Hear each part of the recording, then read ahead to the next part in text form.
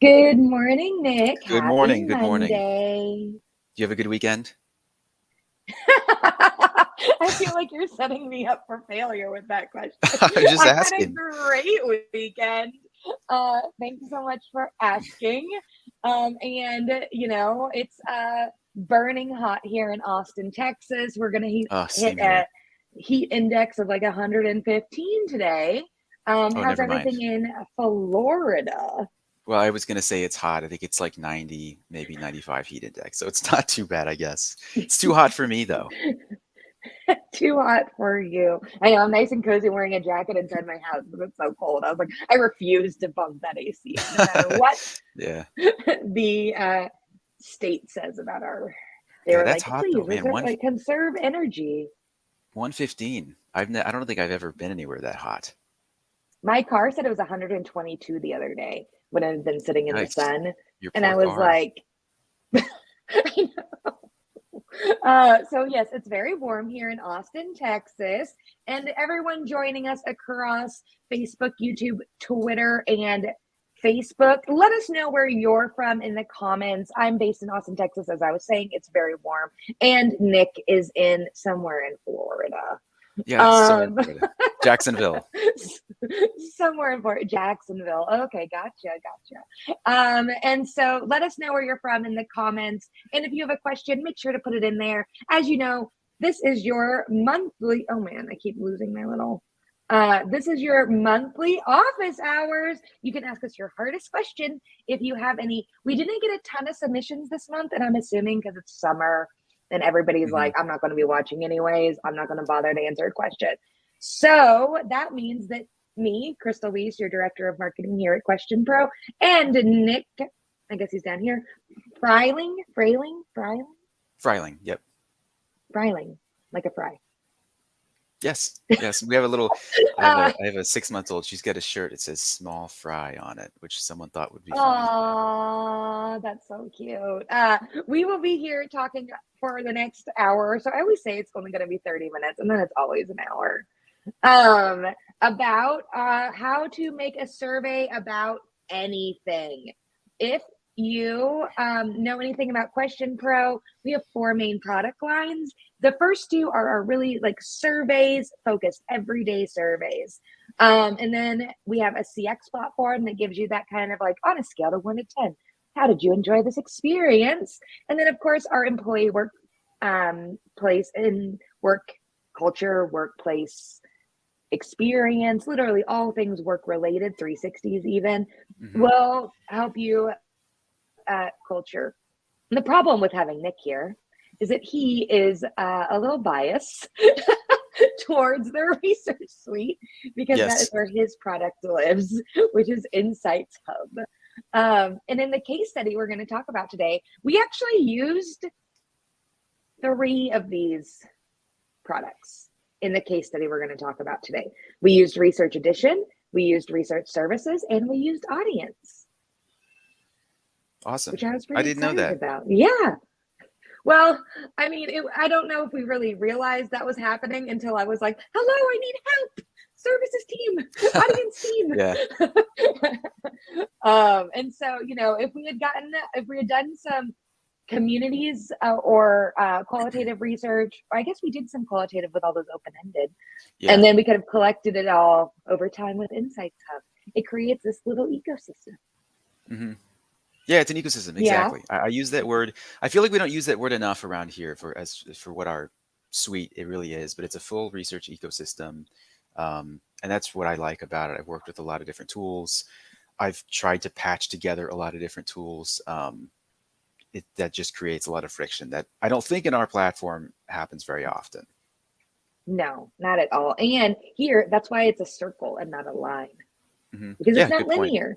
All of these can, I know it's like very subtle, but I thought about that. All these things can work together. And of Hmm. course, if you want to learn more about that, you can reach out to Nick. He can sell you all the things or let us know in the chat and we can connect you with someone. So, Nick, are you excited about our topic today? Yes, I think I have to be. I am though because I don't want to give anything away yet, but I am. I have some personal stories to tell about it too. So I'm excited. Personal story. So I'm excited. Okay, well, We'll see. We'll see. here's so here I was like, are we one removed from the legend of Black Balcony? I wish.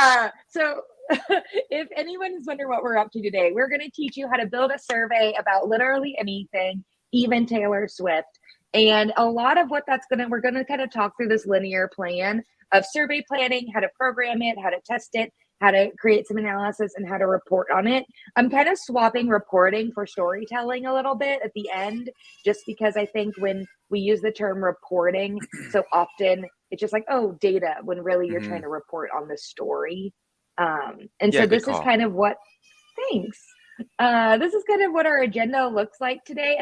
And Nick is here as our survey, like, subject matter expert. As particularly as always, I am here. Of course, I know a lot about surveys because I've worked at Question Pro for 3 years. But when it comes to the ins and outs of it, sometimes I definitely raise my hand and ask a lot of questions. And so I'm really glad Nick is here to join us. Any things you'd like to level set before we get started? I don't think so. I mean, I've been through this many times. These are fundamentals, but they're really important. And even some of the biggest teams I've worked with, there's a temptation to skip one of these steps just to like get through it. Always a bad idea. So we'll go through all the reasons as to why. I love that. Well, to kind of kick off our Wait, I thought this was about surveys. What? Who's this? Well, let me play this clip and we will get started, because I think that in my marketing world, I've hit, at least for this year, I have achieved success. I agree. Let's talk business, because trends show there's good news coming for the Denver economy. The research company Question Pro found that Taylor Swift's Era Tour is generating some $4.6 billion. And it's coming. Empower Field, July 14th and 15th. And it's not just the sales from the very expensive, hard to get tickets. It also gives the hotel rooms and the number of people going out to eat while traveling into town to come see Taylor perform. So we set out to create an Eras Tour study. And it started as a Slack message to Dan Fleetwood, our president of research and insights. And I was like, hey, Dan, I think people are spending a lot of money on Taylor Swift. And you can was a good guess. See, like, I don't know. It literally started out as a Slack message. And you can see down here, we're not gatekeeping anything when it comes to this study, because I would say what we did was not particularly like life-changing to anyone. Like, we built a survey. There's lots of ways you can build surveys, but we were able to collect such a unique data point that really set off a snowball effect. But I don't want to gatekeep how we kind of came up with it. And this is literally my hypothesis. I wrote this down on a Google Doc and was like, hypothesis, people are spending a lot of money. That's, again, very good hypothesis. And I mean, I'm spending a lot of money to go, and I could count at least 9 people that I know who spent money. So at this point, we're hitting her Eras Tour here in Austin, or in Dallas and Houston, and you're starting to see it pick up in the news. And I said, hey, Dan, I think this would be a really interesting study if we could find these people. And that is really the key there, is that we started with our research objectives at the very, very beginning. Nick, when you see people don't start with objectives and just start writing questions, how do you think does that work well for them, or no? There's always, what happens is just rabbit trails. Like, you end up with, you think you're going after something else kind of makes sense. You get the data back and you have like halfway answers on 4 topics, but you didn't get this. In this case, I think the reason why this report, or we'll call it a story, was distributed as widely as it was because it answered like a really specific question really, really well. And you could have answered 10 questions halfway as well, and no one would have cared. No one would have looked at any of the reports or data at all. So I think that's why this worked out so well. Yeah. And I think we stuck to our even main, when, we kind of sit down with these and how we build them, is like, objectives should be specific and measurable. And as we go through and we talk about the questions, we had a very, not too much of a goal, like a very specific goal that we guided the outcome, but we knew what we were looking for, and we built the questions to create, like, to stay focused on that data. Yeah, exactly. Yeah, Do you that's it. think that sometimes, oh, sorry. Well, I was going to say, designing anything, I've even like, even if you're building not a survey, if you're building like a website or a piece of marketing material, like if you just sit down, blank page, open up like Photoshop, without a wireframe, number one, it'll take you forever. You'll spend way too much time on it because like the possibilities are endless. You'll like change gears halfway through. So I think that this is really good. And like I always say, the more succinct a survey, the better. But that doesn't mean just ask We'll less talk about questions. It that means ask shortly. better, smaller number of better questions. Correct. And so this is, really simple at the beginning. And I had some questions for our sample team. I even stuck down here, can you review my structure and phrasing? And should we use budget scale, right? This was a team effort, and we'll talk about that a little bit more. But and this was also started by understanding our target audience, understanding a Swiftie, which is which is, what they like to be called, or I guess I'm a Swiftie too, what they like to be called. And, when we're organizing the survey, making sure that you're using some of the phrases they would feel comfortable with. You wanted to call them concert goers and not consumers. Yes, right. And making sure that we answered some of these decisions as we're going through. What are the decisions we're trying to make with the data? What are the criteria? And what is the opinion? Whose opinion do you need to make these decisions? So we wanted to make sure we had the right stakeholders.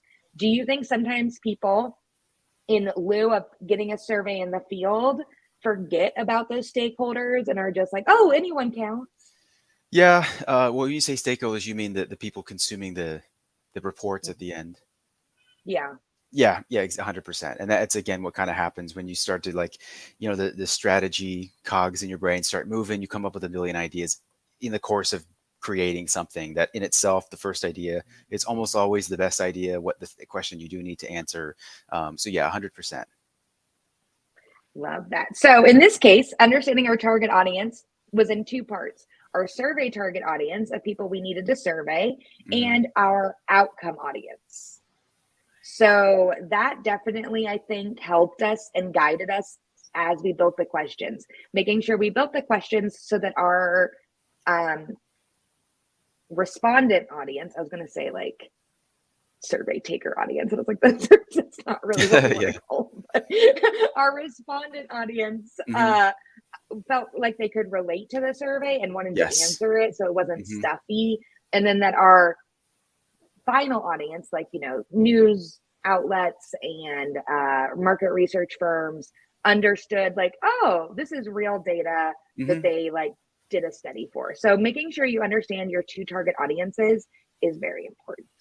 So you didn't ask the Swifties what was your net spend on concert plus merchandise. You asked them more like colloquial language, I'm guessing, conversational tone, conversational words. But then in the report, you presented something that an analyst could read and very quickly understand exactly what the biggest takeaways were, how to report on this without having to like read through 15 pages or whatever.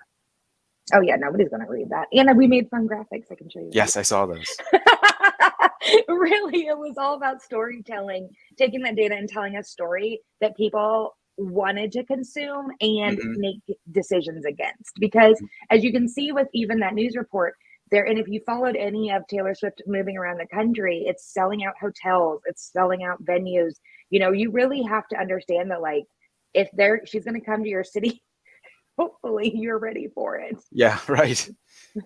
Move out. If you live too close to the stadium, just move away for a few days, it sounds like. Just Airbnb your house and make all the money. Yeah, good point. Make some money, yeah. So how did we find our target audience? This was really, I think, something that I leaned on our audience team a lot for. And, I come with a lot of harebrained ideas, but often they are able to really create some qualifying questions and filter those people out, which was so important here. So we did qualifying questions like, have you attended an Eras Tour concert? Because. And was this I get that one. Yeah, I get that. How many of you attended? At which venue did you attend? And our audience, this was actually written up on the side here, was actually written up by our audience team about how we verified. They also went in and they went in and scrubbed like, you know, IP addresses outside of the US, people with gibberish answers, Mhm. and really were able to bring it down to a 95% confidence rate is Awesome. what uh, Tim told me. Now, I don't know exactly. Can you speak a little bit to that, Nick? Well, Because I was like, that sounds great.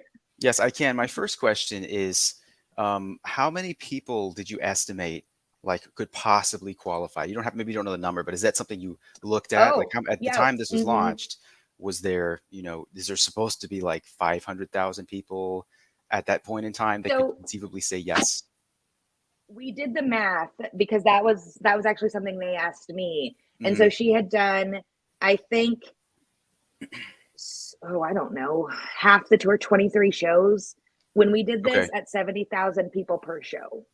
Okay. So I can't do that math. Maybe you can. But the number was big enough to be like, Yeah, it's should like we be able to find millions, a sample of this? over a million And people, I we, think.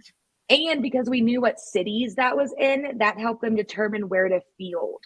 Oh, I see. Yeah, good idea. Good idea. So incidence Mm-hmm. rating, that what that does is increases the incidence rating, like the likeliness of if you launch this to the general public, you know, it's like less than 1% would have attended. If you launched it in, I know that there were I think she did 2 shows in Tampa. It's probably more than Mm-hmm. 1% of people in Tampa attended that concert, maybe even a few more. Right? So, yeah, that's interesting. So yeah, you have to know, once you kind of know the population size, that's like the total number of people Mm-hmm. that could possibly qualify. Yep. Then you can calculate your margin of error. Yeah, so we had a 4% margin of error, which I Mhm. feel like is pretty good based Yeah, on what it I know is. about Mhm. political polling. Yes, it is. It is. It's below. There's kind of a 5% standard number. It's maybe a little old fashioned, but if you're under that, that's really good. Yeah. And so that really was, you know, we really went out of our way to even do our research and due diligence up front, making sure there was going to be enough of a Hmm. That this is sample possible. You mean? size. Yes. Hmm. And granted, I was like, this all started off of my personal life sample size, where I was like, I feel like I know a lot of people. Yeah, I know. I mean, I almost like, yeah, I can think of many people in my community that I know have Mhm. been so far. And it's definitely something that is not taken over the US this summer, but it is like that high tech, like you're probably one remove from someone who went. Hmm. Almost, Yeah, you know, and yeah. that really was like crazy to think about. And so how we kind of started whittling that down was these. And these are direct questions from our survey. I didn't Hmm. make these up. I literally copied these out of the Word document. I typed them up in and stuck them in here for you guys to see because I really, you know, a lot about Question Pro is, you know, we're not, sometimes I say we love collaboration over competition. Hmm. Um, and this donut place in Portland used to say that, and I got it from them. And we really want to make sure people feel supported in how they're building out their questions. If Hmm. anyone wants to do a weird survey, Question Pro is the platform to do. Yes, totally. And there's nothing too weird. Well, actually, maybe I shouldn't say that. I was like, that may get us down a rabbit hole we don't want to go down. Yeah. So when developing our survey, we were thinking about these three things: fatigue, answerability, and clarity. Hmm. Nick, you've done a lot of surveys over the years. How do you find that these main three things like are sometimes overlooked, or have people finally gotten like a good place for them? I think, funny enough, like the more you work in this world, the more surveys you're designing, the easier it is to forget some of these things, especially when it comes like to fatigue. Like you come to the table. I used to work on a quant team, and like there were certain things we needed to know. We needed to get this information out of respondents. We would run a complex analysis, and then, you know, turn something over to another quant team that was going to digest it, you know, fully. And then what happens is like you realize you've asked like 14 of the exact same question type in a row or something like that. And yeah, like, you know, if they answer that question 14 times like with complete focus, it's going to be an amazing data set, but they're not going to do that. So yeah, mixing up question Mhm. types, fatigue is big. And you'll see that on any survey, and it doesn't, you know, it's not wrong, it's not bad that it happens in your survey. It's going to happen in any survey. It's just what you do to kind of mitigate that, randomizing the order of questions. But then really kind of the bottom line is, once you're done, with your survey or done programming your survey, take it, like try to erase everything from your mind and just take it as if you're somebody that's sitting on their phone waiting for the bus, taking a survey. If there's any question they have to read twice, there's something wrong with that question. And so that's kind of how you think about it. Oh, that's Like a if there's a really double, if good. there's a double negative, like that's really bad. Or if there's anything where it's like, I don't know how to answer that, you've made the question too complicated. I always say, like, break down big, long questions into like 4 or 5 really short, like yes, no, yes, no. You get the same information as you could than Oh. if you presented someone with like, which type of person are you? 7 different kind of personality types. It's just going to be bad data. Do you think that sometimes people who are programming surveys, because they don't know how to do maybe really in-depth analysis, I think I fall into this, is where I want to know interesting data. And Mhm. because I don't know how to do the analysis on like 4 different surveys that are yes, no, I put it in one question that I gets you a Yeah. direct answer. Mhm. Yeah, it's a temptation. I mean, it's always a trade-off Yeah, because you also don't want too many questions. But yeah, if right. the analysis involves like overlaying questions together and running one data cut, it can be a little daunting. But it's still best to like the baseline is Daunted the listening to you questionnaire say needs to be it. easy. Yeah, the question needs to be easy for respondents to answer.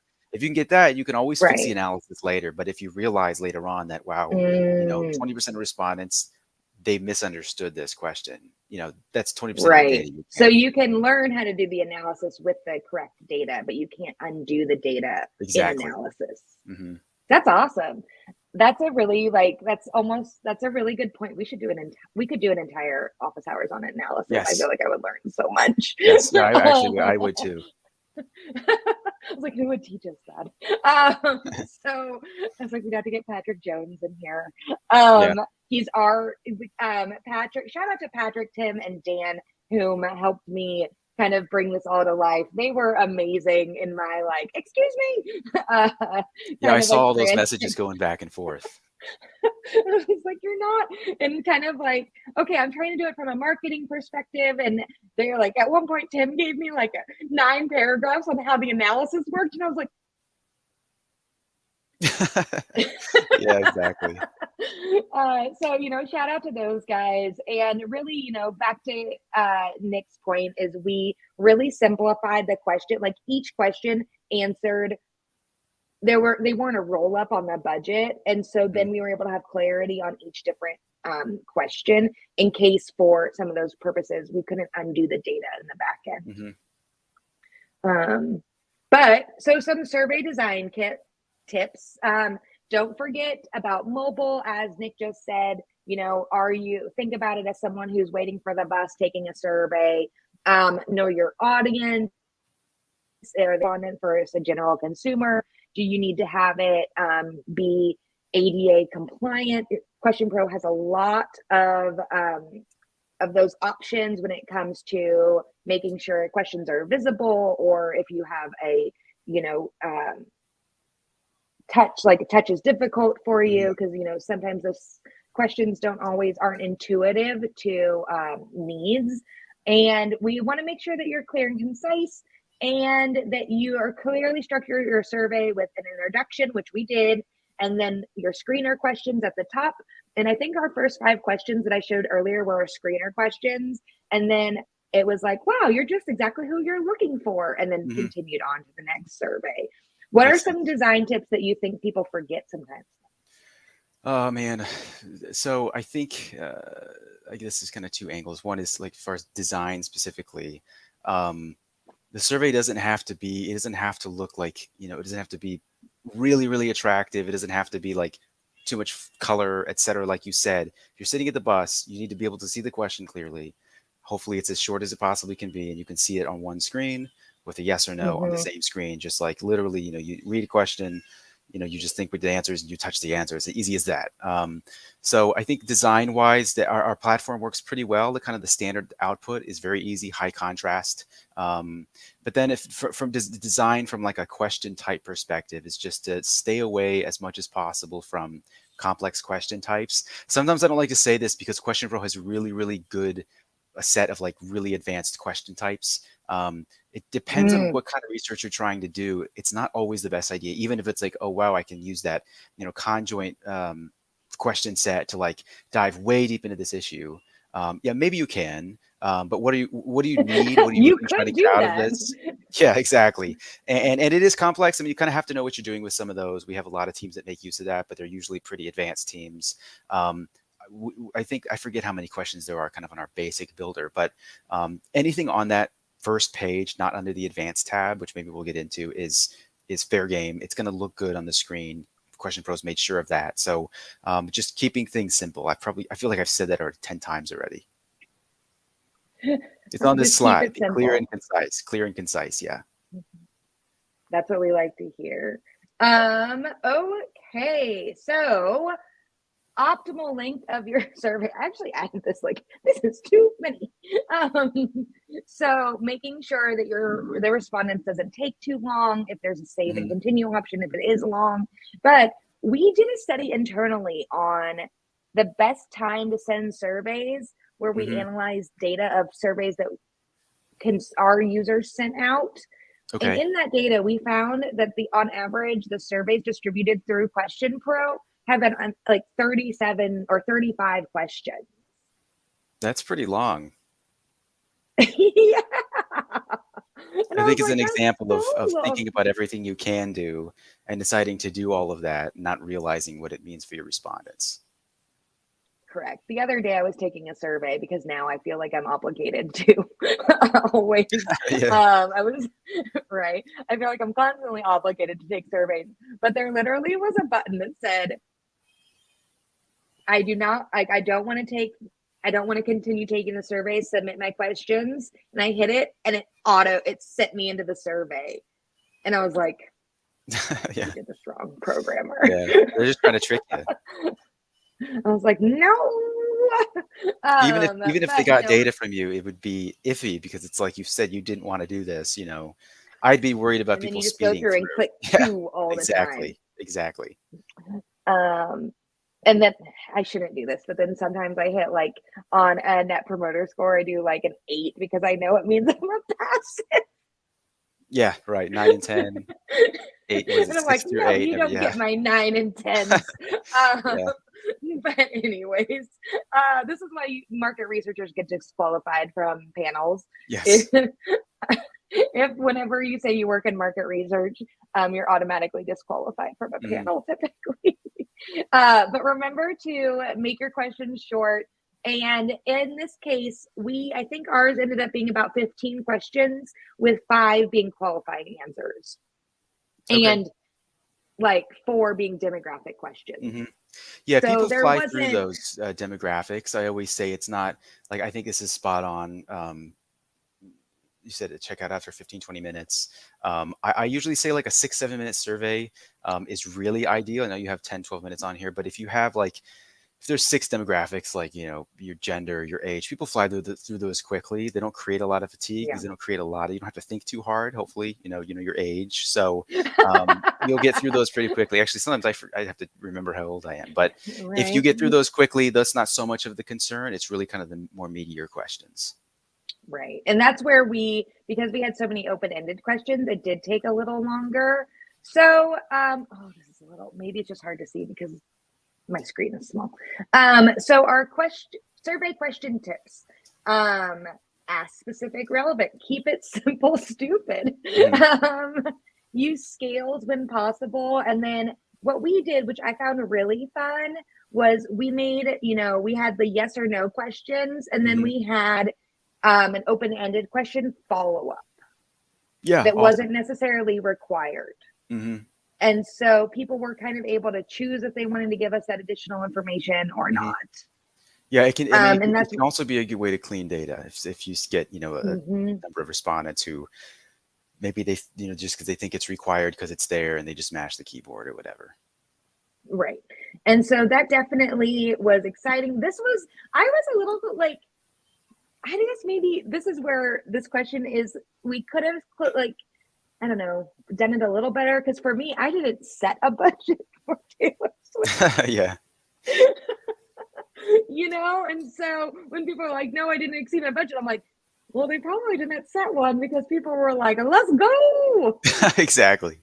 Exactly. It's whatever it takes. Whatever it takes. And I also realized that I was fitting into the like very pure demographic because I am having to travel to see Taylor Swift because I'm going for a Mhm. bachorette party in Okay. Seattle. Okay. And so I'm hitting all of it. I'm hitting like airlines, Hotel, like airline, yeah. hotel, like Uber. I'm hitting all the little demographics we hit. And I was Mhm. like, oh, I'm contributing to this the 1,300 per concert goer average. But this was really fun, and we were able to keep respondents on track while asking simple questions. Like this question's only 5 words long, Mhm. right? Not a Exactly. lot. Just yes or no. Mhm. Tell us by how much. On So, that note, a quick story. A family member of mine went to the concert in ooh. Tampa.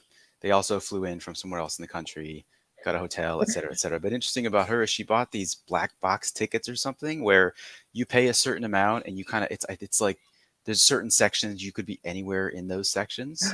And she got What? like the front row first riser. It wasn't on the field, but it was the first riser at the end of the field. And I think she paid like $300 for those, which was amazing.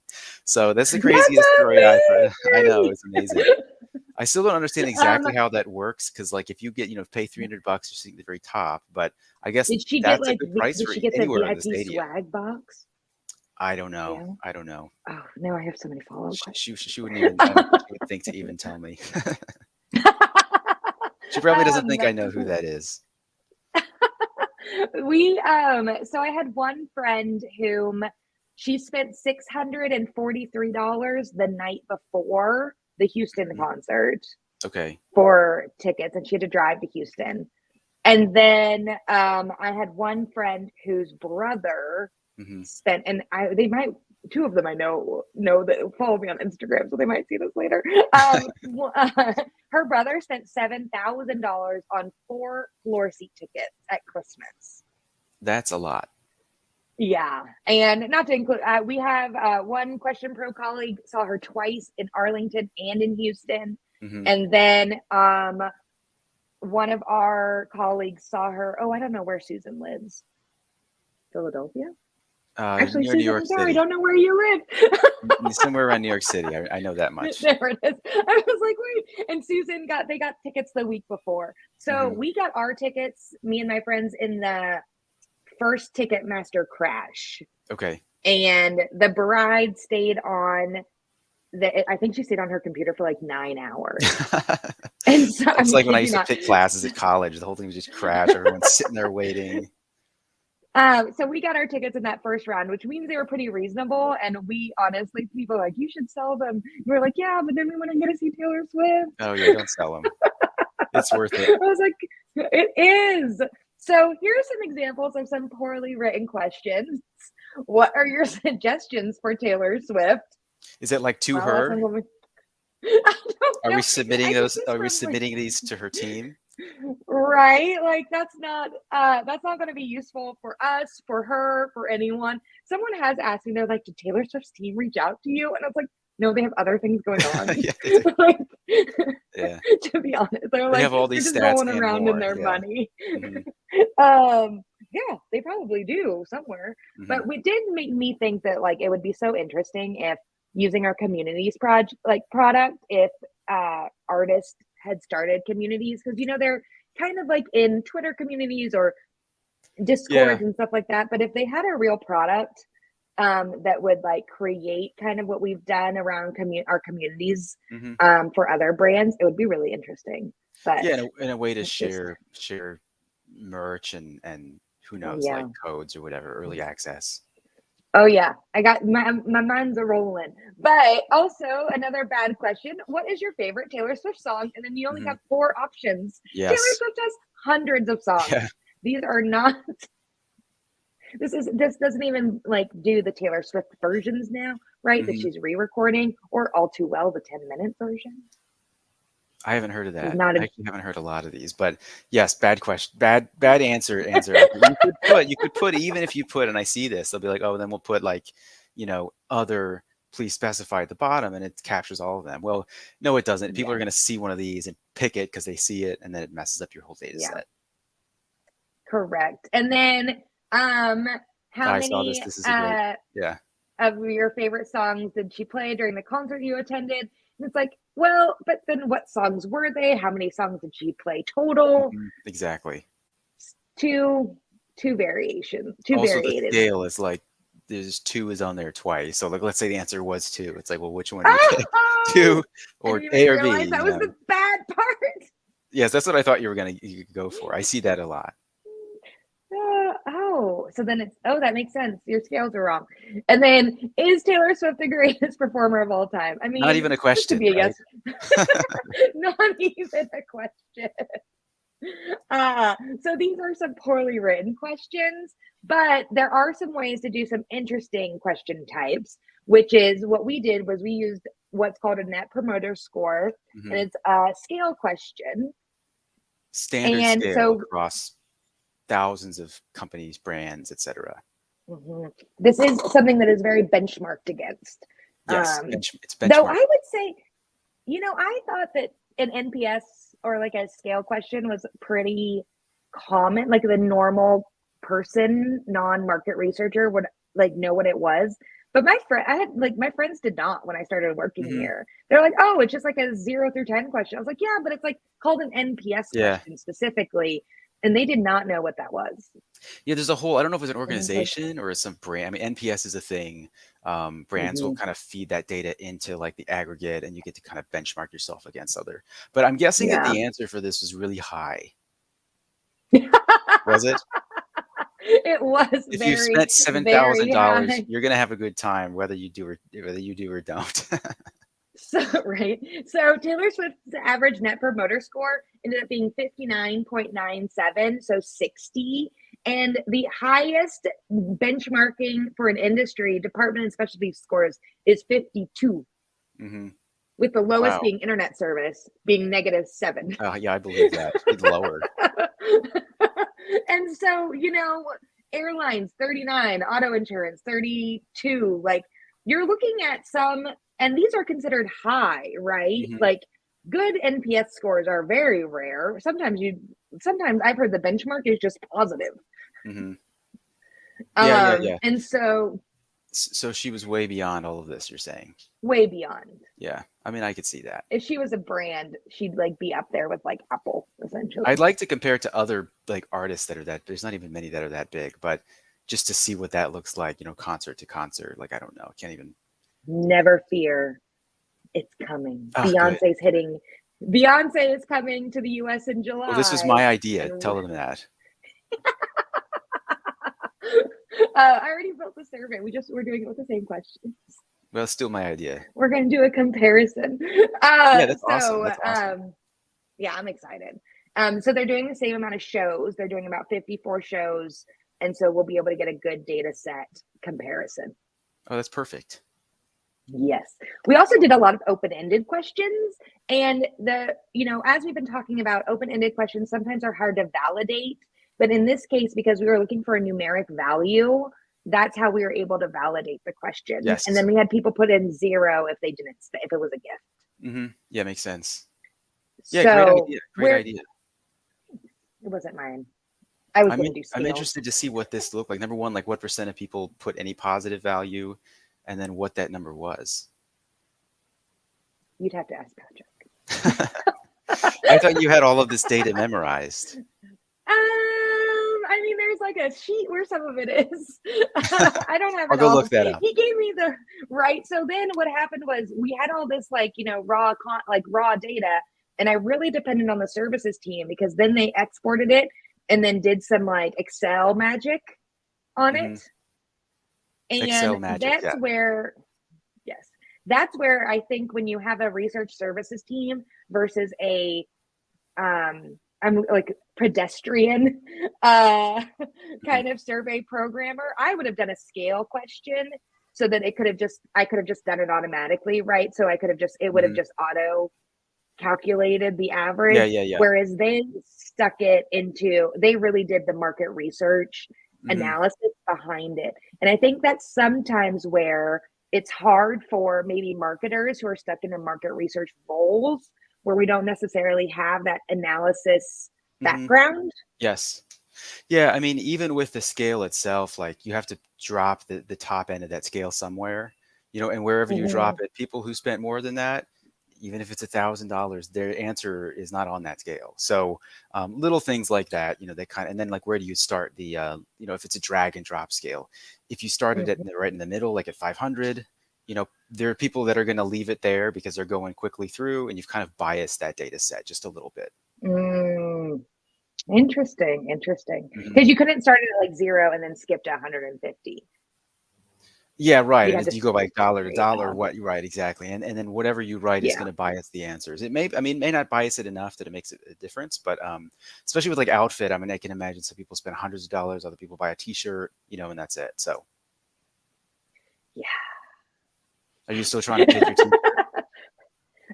Okay, well, two things. I bought 3 Mhm. outfits and not including the Friday night outfits for Taylor Swift karaoke.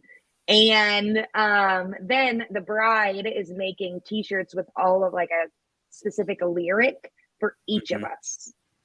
And then Okay. I'm gonna like crop top it and wear a pair of like hot pink bell bottoms, like So, how would you answer sparkly. this question then? Which how much did you spend on your outfit? Okay, sir, we don't need to go I'm just asking.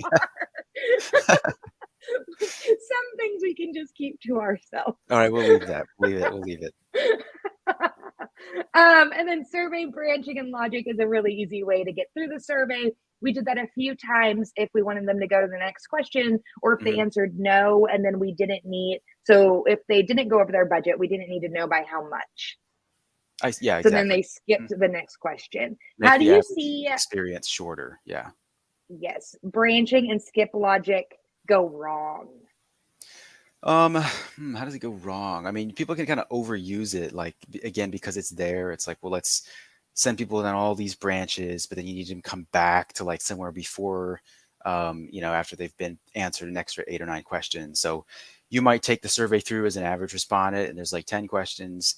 You added one branch, and a particular respondent, maybe it's only like 2% of them. They're going to end up with like 48 questions or whatever because they answered the right I feel like way to that's all of those always branches. me. Yeah, that's so funny you said that, guy. I was gonna say that too. It's like you're taking a survey and it says you're like 90% of the way done, and you answer a question a certain way. It's like, oh no, you're 14% of the way done. Yeah. So I don't think our platform does that anymore. They all used to do that, and it's hard to calculate because you don't know how people are going to answer, but it Right. doesn't deceive respondents on purpose anymore.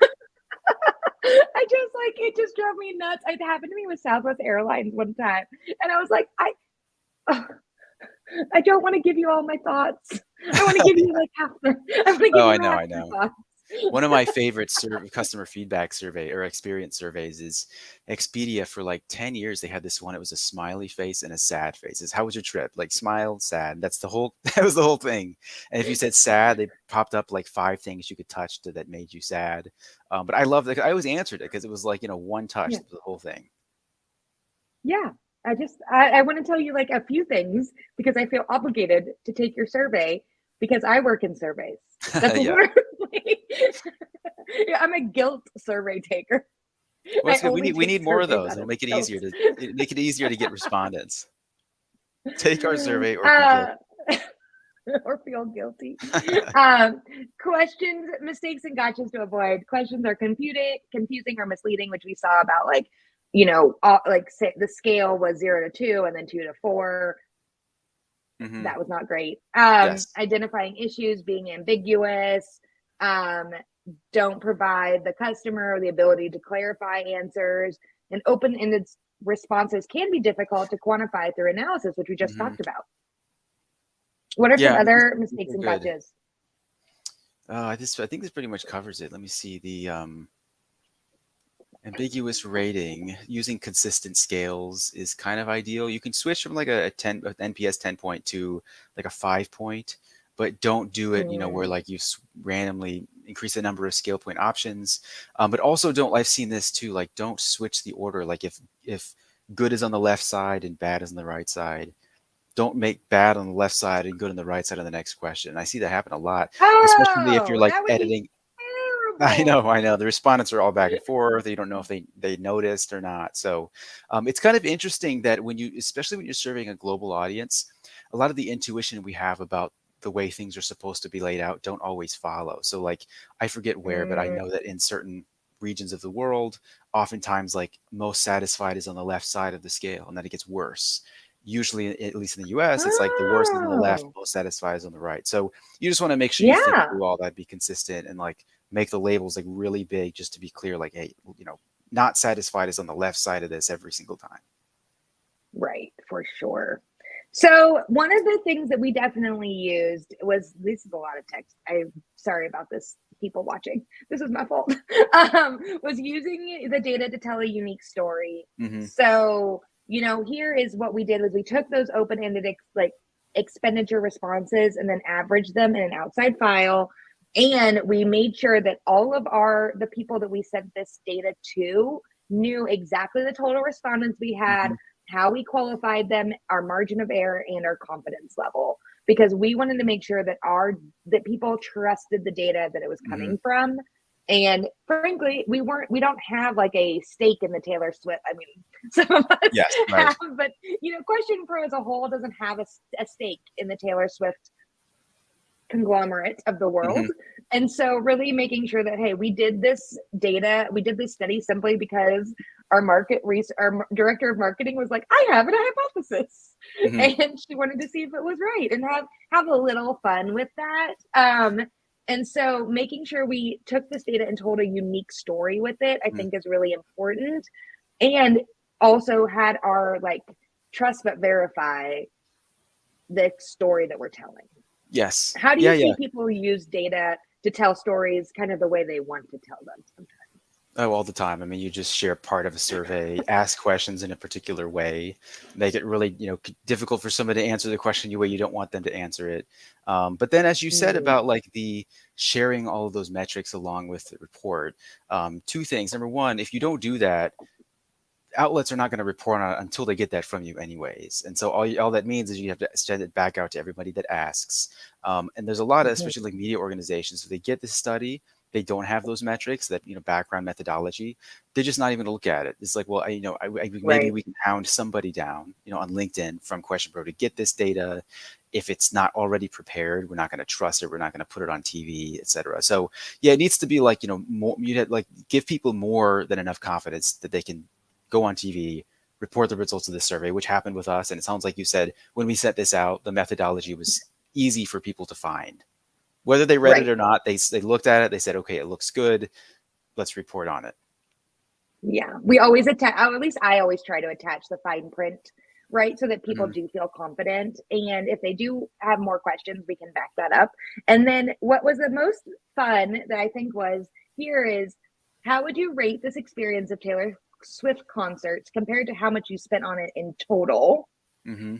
Oh, and good question. 47% said the experience was worth much more than what I paid. Yeah, that's a good sign for Taylor Swift.